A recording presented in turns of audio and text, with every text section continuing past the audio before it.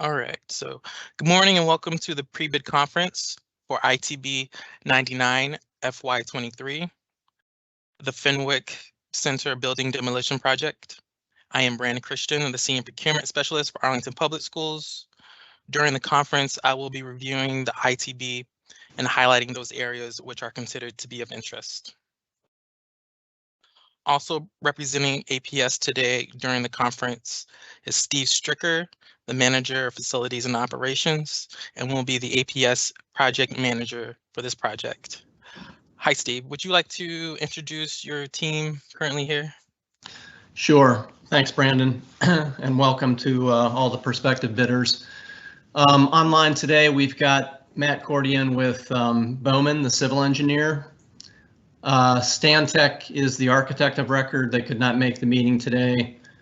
We'll also have a part-time on-site construction manager. The construction management will be done by CBRE here. They also were not able to attend this morning, but that's the extent of our project management team. Yeah, thank you, Steve. On Wednesday, April 12th at 7 a.m., that is tomorrow, bidders have the opportunity to visit the Fenwick Center site. Bidders interested in doing so are required to contact Steve to make arrangements. More information can be found in the ITB and will be addressed later during this conference. Questions are welcome during the conference and will need to be submitted in writing through the chat capability. Questions will be addressed at the end of the conference. The conference is being recorded and a copy will be posted on the current solicitations page of the Procurement Office website.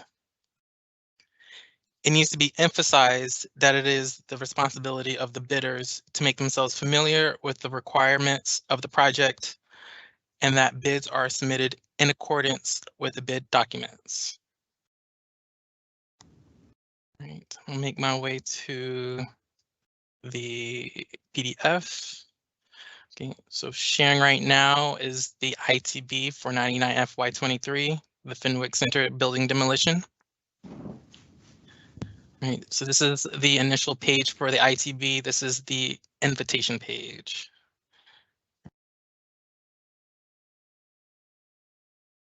The information presented, we have the title of the bid. We have our APS ITB number for referencing, the invitation to bid issue date. We have our pre-bid conference date and time. Thank you for joining. Listed here is the bid closing date and time and the bid opening date and time. This information will be posted throughout the ITB. Local prevailing time is the Eastern Standard Time.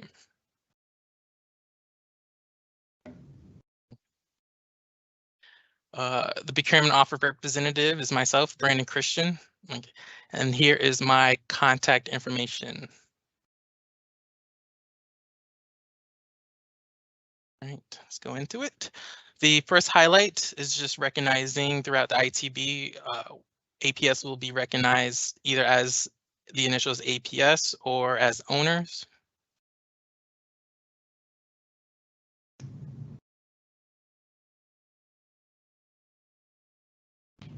Bids received after the closing shall not be considered. The way our system works, confirmation is not provided once the bid has been received on the platform.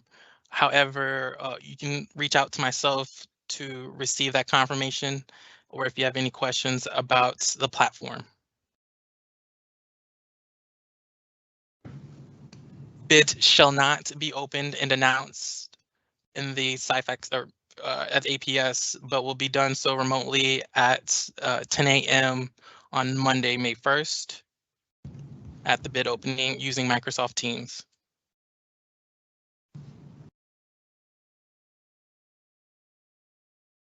Again, for further information about submitting your bids, or if you have any further questions about the platform, here's my contact information. And here is the link to our current solicitations webpage. There it houses not only our ITB information for this project, but all of the APS solicitations.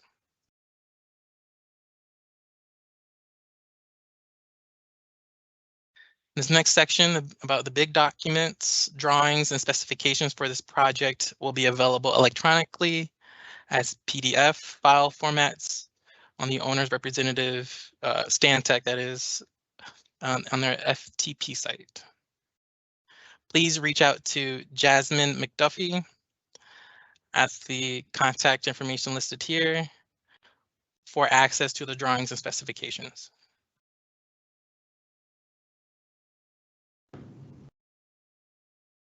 The following is the pre-bid conference information listed here. Okay. Also reference is section 13 of the instructions to bidders for the site visit.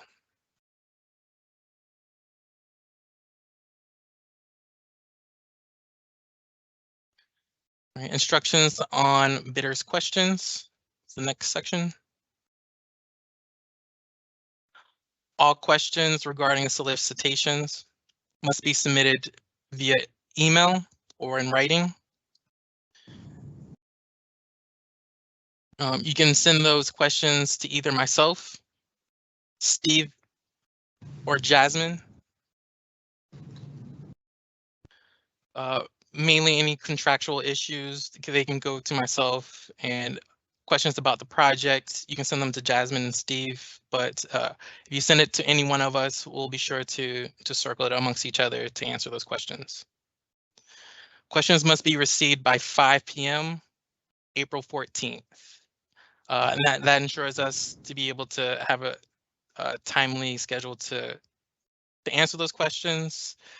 You can still submit questions afterwards, but there'll be no obligation to respond.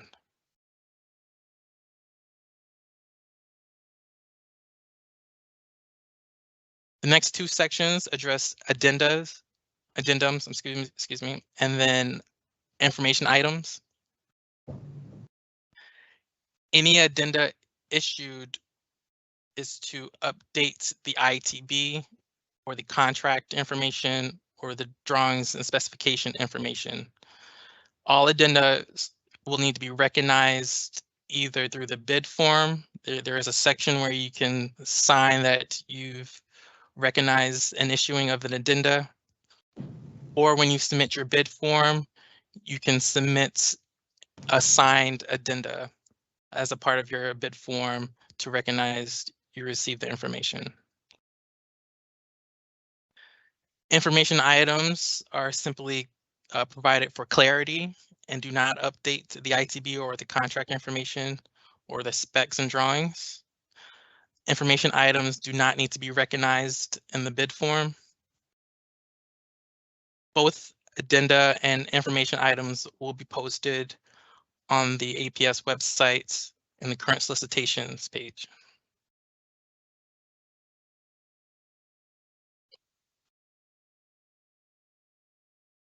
Submissions of bids.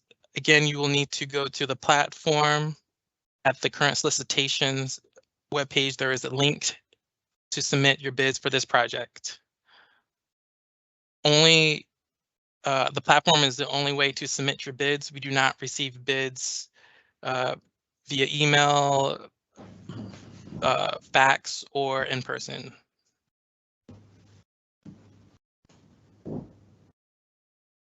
Again, bids received after the bid closing should not be considered.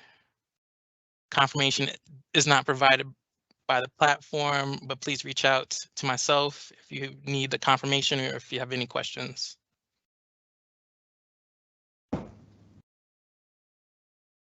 Here is the information for the bid closing again. And again, this will be provided throughout the ITB. Listed here is a brief description of the project and background. We will be reviewing the project thoroughly after reviewing of the ITB, so please stay for that.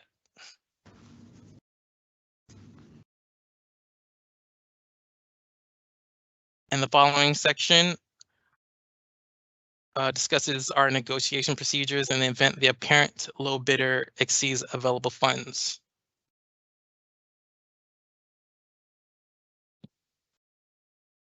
The funds for this project will be announced immediately after bid closing and before bid opening. Essentially, we will be announcing the budget for the project at the bid opening before I begin opening bids. And please read through the steps provided for in the event the apparent lowest bidder does exceed our listed budget.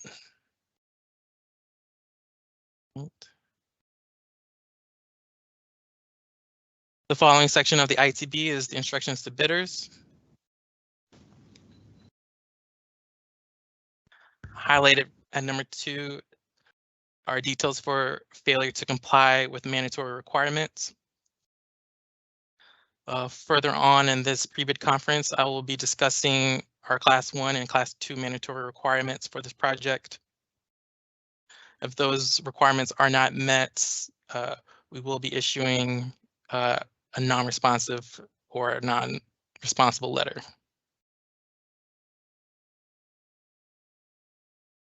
All right, I'm going to be scrolling through quickly.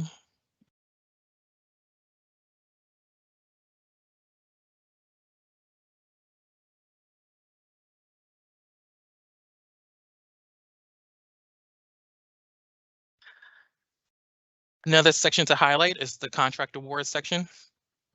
In this section, it describes our process of selecting the apparent lowest bidder.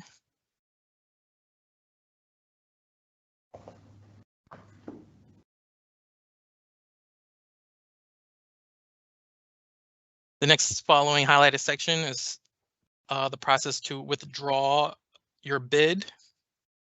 If you feel like you made a mistake on your bid form, you may request to withdraw, and listed here are details of that process.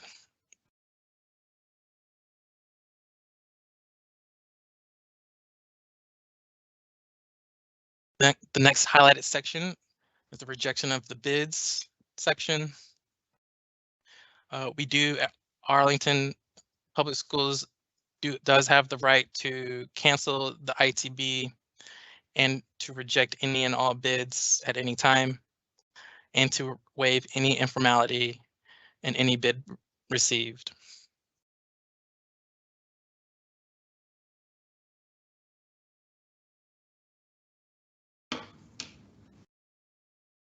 Right, in section 13 of the instructions to bidders is details about the examination site.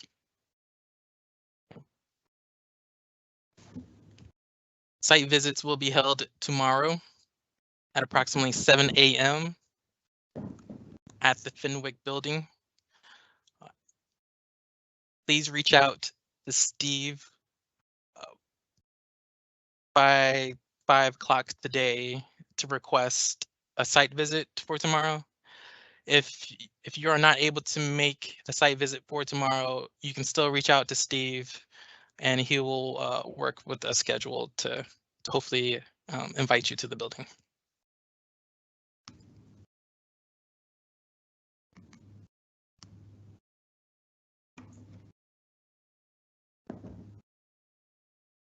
Highlighted in section 17 is the minimum qualifications for the bidders, and that refers to Appendix A of the bid form, which we will be reviewing later on in this pre-bid conference.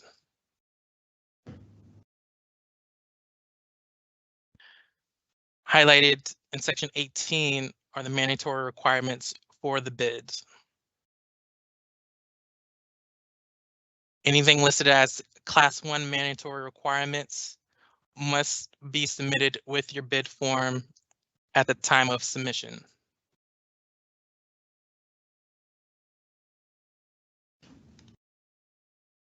Please note the listed Class 1 mandatory requirements. This project, we are asking for bidders with current Class A contractor's license, and with a classification of commercial building contractors.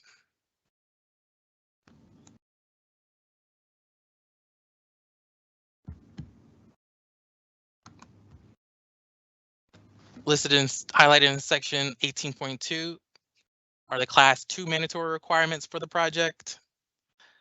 Anything that is listed as class 2 mandatory requirements does not have to be with your bid form at the time of submission, but will be requested upon to receive with a deadline.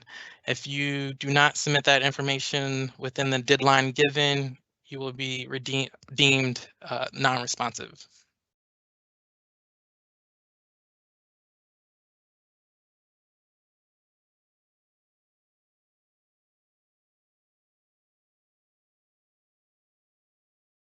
This project, we do require filling out of a form for certification regarding criminal convictions.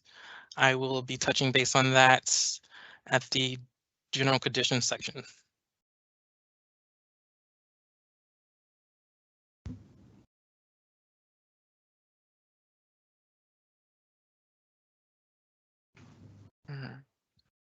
After the instructions to bidders part, there is the bid form section. This will be submitted as your bid. Here you'll be placing your name.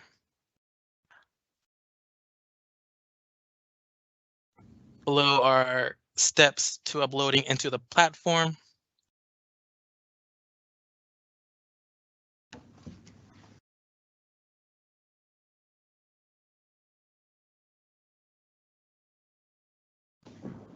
Again, number 9 of the bid form is referencing the class 1 mandatory requirements and the class 2 mandatory requirements.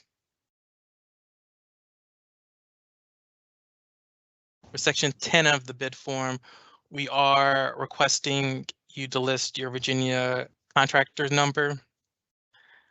I will be reviewing this section first when reviewing bids to ensure that this number is listed and all encompassing information before proceeding reading out your bids.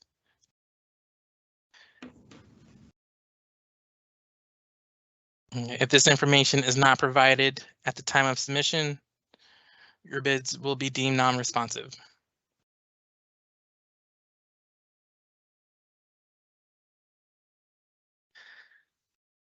Section 11 of the bid form is where you will be recognizing any addendas that have been issued.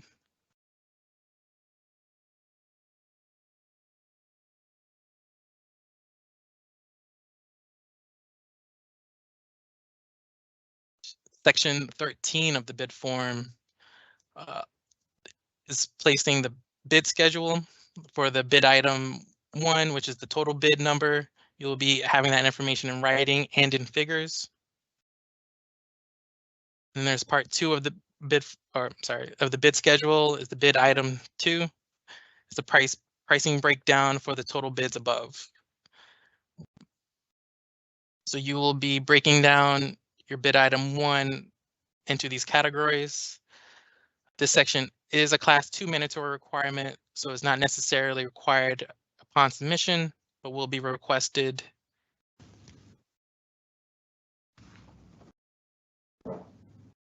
There are no bid alternates for this solicitation.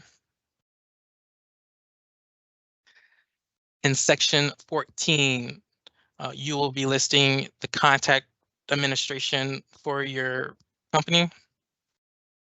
This will be my primary contact. In section 15, you will be supplying your SEC information.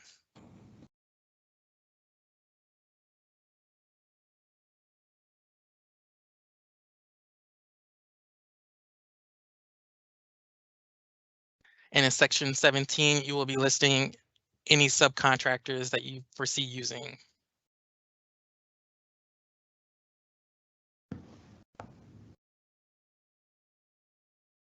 The subcontractor section is a class 2 mandatory requirement. So the information may not be supplied upon your submission, but will be requested upon.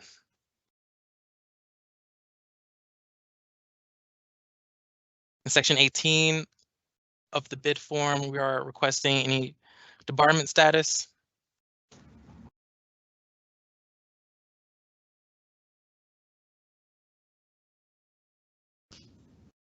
And then we do require a signature on the bid form. Please have a person signing that is authorized to bind the bidder and the contractor matters.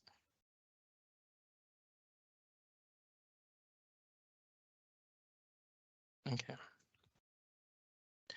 After the bid form is Appendix A to the bid form, which is for receiving information about the bidder's qualifications. For this project, we do require expertise in the renovation of K-12 schools or equivalent institutional facilities. Bidders must have a minimum of 5 years experience as a Virginia Class A licensed contractor as of bid closing.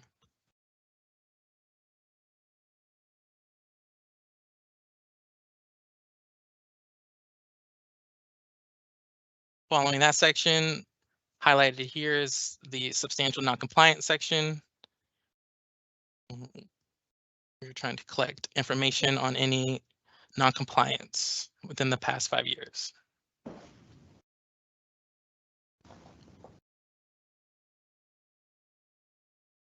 The next highlighted section is the demonstrated performance on relevant projects. We are looking to receive examples of 3 individual projects that involve the demolition of facilities that are cast in place concrete construction of at least $20,000 square footage, and also completed in a tight schedule. Time is of the essence. Each project should have a minimum amount of $300,000 per project and must have been successfully and substantially completed within the past 10 years prior to our bid closing.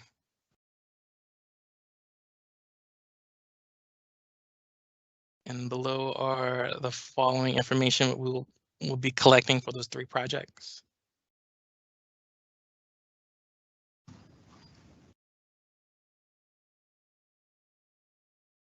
Okay.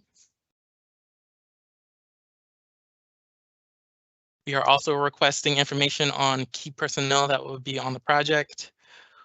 We will be requesting information, or we're requiring a project superintendent of at least 5 years experience and a project manager of at least 5 years experience. We're also requesting attached copy of both project managers' resumes.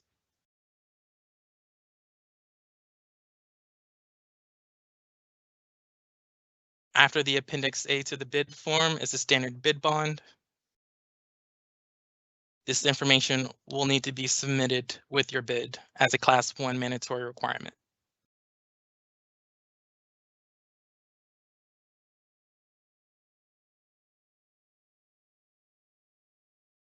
Okay. After the standard bid bond section is the agreement between the owner and contractor. This will essentially be our contract after the award has been given.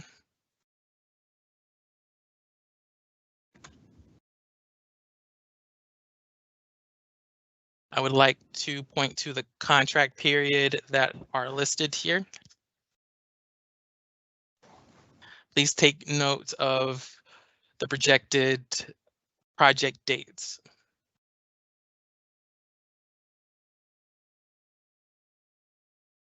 And again, if you have any questions or concerns, please follow up with questions.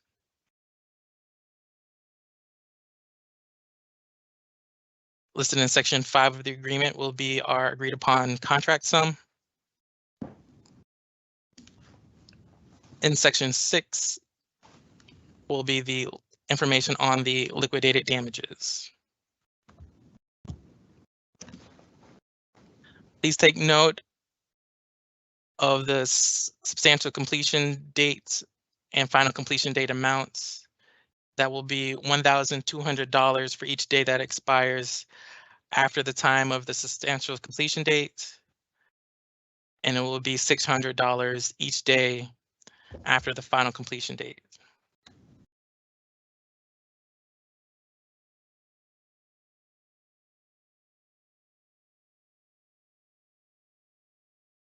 Following the agreement section is the standard labor and material payment bonds and the standard performance bond.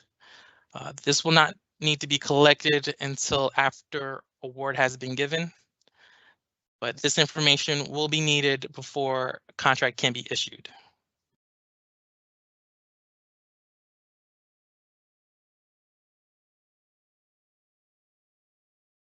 All right.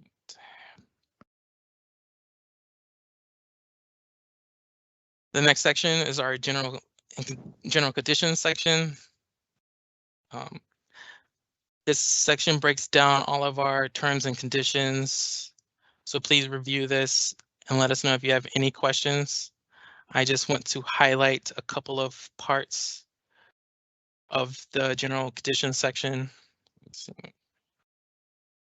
Within this section is the contractor certification regarding criminal convictions form. This form will need to be received after award has been granted, but it will need to be received before contract execution.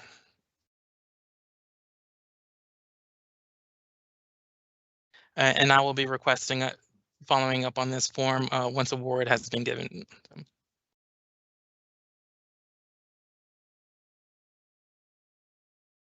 All right, the next section I want to refer to in the general conditions section is the insurance section. Please familiarize yourself with the insurance requirements for this project. Okay, we are requiring commercial general liability, subcontractors commercial liability, workers' compensation, employers' liability, commercial automobile liability, builder's risk, and we do accept umbrella liability insurance.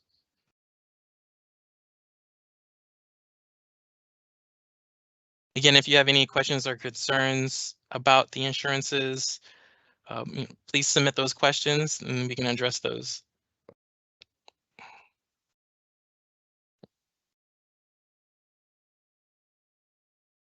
And then again, please read through the general conditions section. It is pretty thorough. And again, reach out if you have any questions. Following the general conditions section is Appendix 1, which is screenshots of the steps required to submit a bid. So once you go to our current solicitations webpage, there will be a link provided to be able to submit your bid. Again, if you have any questions or concern about the platform to submit or the link, please reach out to myself. Okay. Excuse me for the scrolling.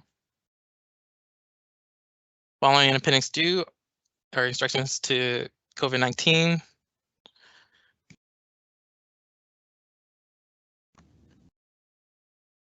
And following is Appendix 3, insurance coverage checklist.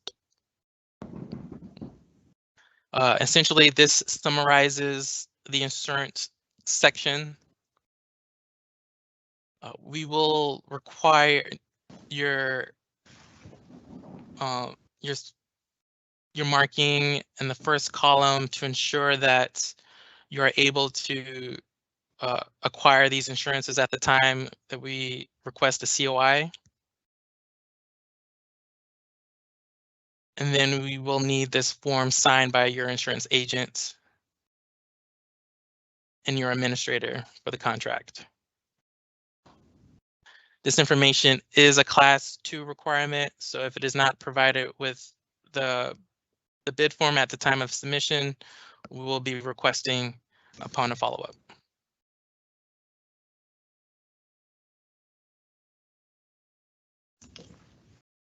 So those are the main sections of the ITB.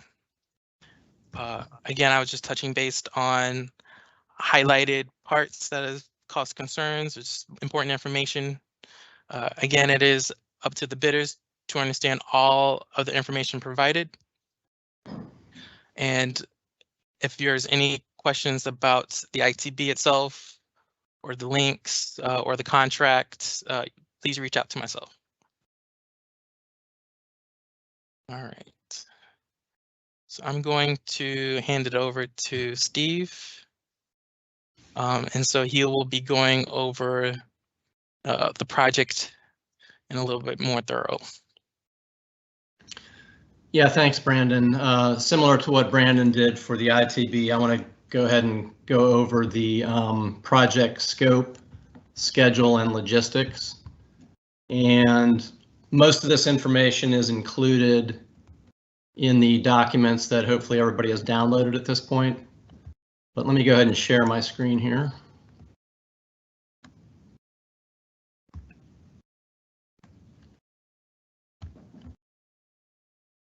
And Brandon, if you could let me know when you can see that.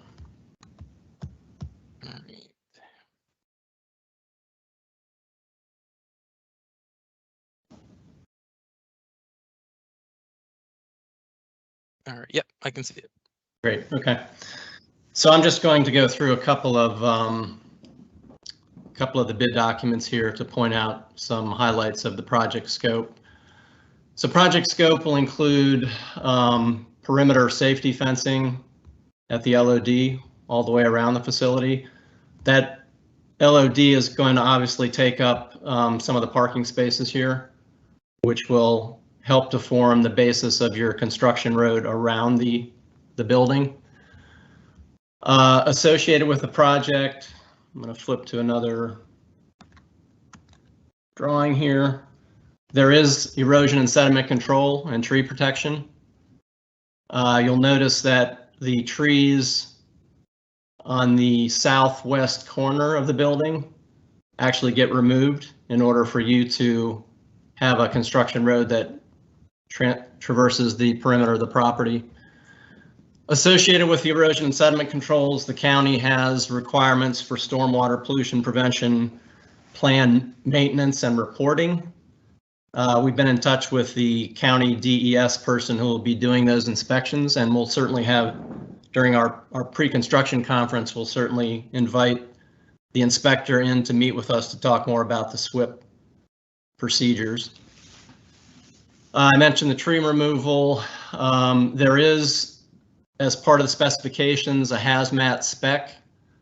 There is a bit of abatement within the building, primarily light fixtures and lamps.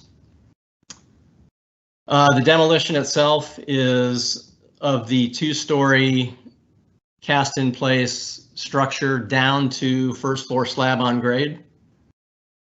So the first floor slab on grade will remain in place. And of course, removal of all the products of demolition. Associated with the SWIP, there will be requirements, or there are requirements for dust control, and the SWIP inspector will be inspecting that type of activity on a regular basis. Obviously, cleanup and stabilization within the LOD once demolition is done. And post demolition, there's a requirement for permanent fencing to be erected around the site such that the site is safe until such time as the next phase of construction starts on the site for the construction of the new ACC facility. Should point out, associated with scope, APS will be moving out all loose furniture and equipment. School finishes on June 16th, so the week of the 19th, we'll be moving all of that stuff out.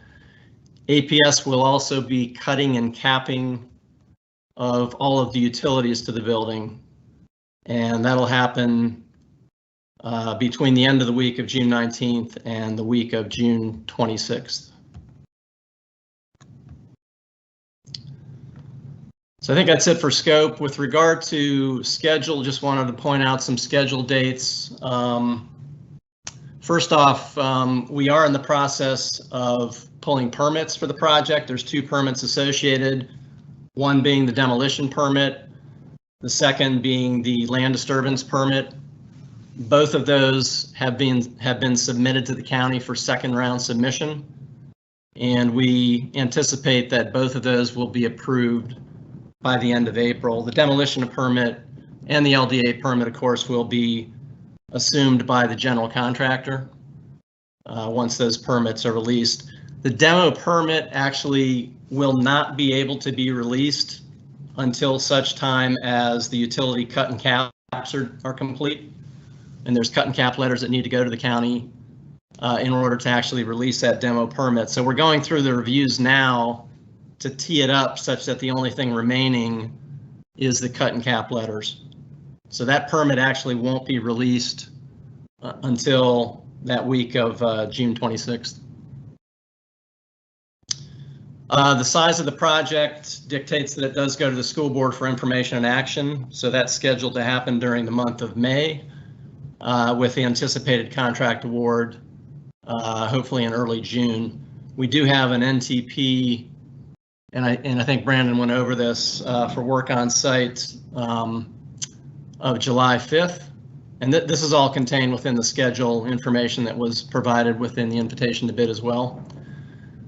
Wanted to point out that school staff returns August 17th. Student return is August 28th. And that's important because the substantial completion date is not till October. So there will be a period of time where the site is occupied, where activities will still be occurring. And then finally, just a note on some logistics. Any contractor laydown and storage will have to be done within the LOD. Having said that, there is a parking lot adjacent to the LOD. That parking lot will largely be vacated because it will be, well, over the summer, I should say, during the school year, obviously that parking lot will be parked up. There are some 12-month employees that will be using that parking lot. The contractor for this project would be welcome to park in that parking lot during non-school occupied hours. However, there is also some work going on within that parking lot over the summer to revamp it in anticipation of the larger new ACC facility construction. So there'll have to be some coordination there if the contractor chooses to park on site, and we can talk about that at the pre-construction meeting. With regard to utilities, basically there are none available, obviously, since we're cutting and capping all the utilities prior to demolition. There is a fire hydrant adjacent to the school that could be used for purposes of dust control, for example. But obviously a fire hydrant permit would need to be secured from the county for that. Contractor be responsible for toilet facilities. Obviously those need to live within the LOD.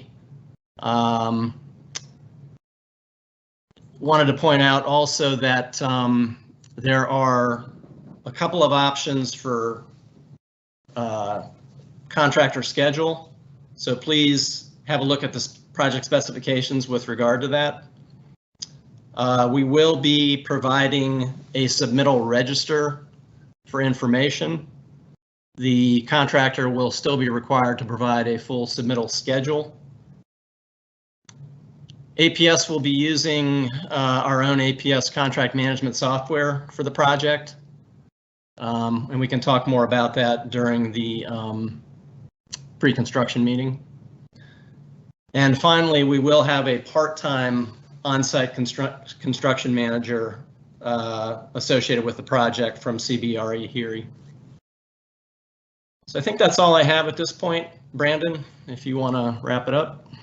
Sure thing. Yeah, thanks, Steve.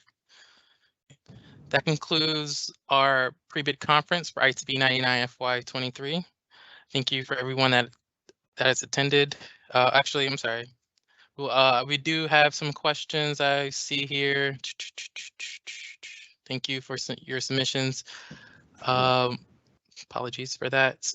So first question we have here is, will there be a formal site visit time beyond 4/12 at 7 a.m.? Can we visit the site on our own? So there is no formal site visit after tomorrow's site visit dates, but please contact Steve before you do any site visits so he can coordinate that schedule. All right, scrolling down, questions. Is the owner providing the demolition permit for the county? Yeah, that's correct. As I mentioned, we'll secure that permit and that'll be transferred to the general contractor. The insurance coverage checklist under umbrella limit states amount TBD to be determined. This is not acceptable. Insurance will require a dollar amount prior to the bid. We allow that section to be open for the bidder to fill it out, working with their insurancer. If they can't cover the other aspects, I will review this with our risk management to see if that would need to be updated. Thank you. And then he has a follow-up question, as well as builder's risk does not apply as we are not installing anything new to ensure. Again, I'll reach out to our risk management to confirm, and thank you for those questions. Why E&S controls isn't the slab on grade to remain? If so, demolition contractor will not be exposing soil on sites with the exception of the tree removal. That's accurate.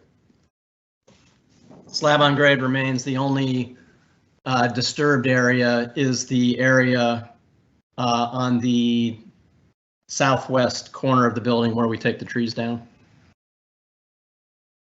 Oh, can I add, Steve? This is Matt with Bowman. The E&S controls will be required. It's a good question in that the county is the way they calculate land disturbance, which is the land disturbance is correct what's shown on the screen, but we do have an LDA process for this, which then implements E&S control. So there will be that requirement as shown on the drawings, just to clarify. So it's both slab on grade demolition, but also E&S controls, and it is what it is in Arlington County. Yeah. Yeah, thanks for that clarification, Matt. Okay, will the contractor need to provide power and water for the asbestos abatement? So I think I answered that. Water would be potentially available via a hydrant that's adjacent to the project. You'd have to pull a hydrant permit from the county for that. There is no power available in the building, obviously, because we'll be doing cutting and capping of all the utilities. So the contractor would need to provide their own source of power. All right, and that's the last of the questions. These questions and the recording of this pre-bid conference will be posted on our current solicitations webpage for review for any bidders. Okay, and again, I'd like to thank you for your attendance today and then your interest in working with APS. Yeah. Have a great day.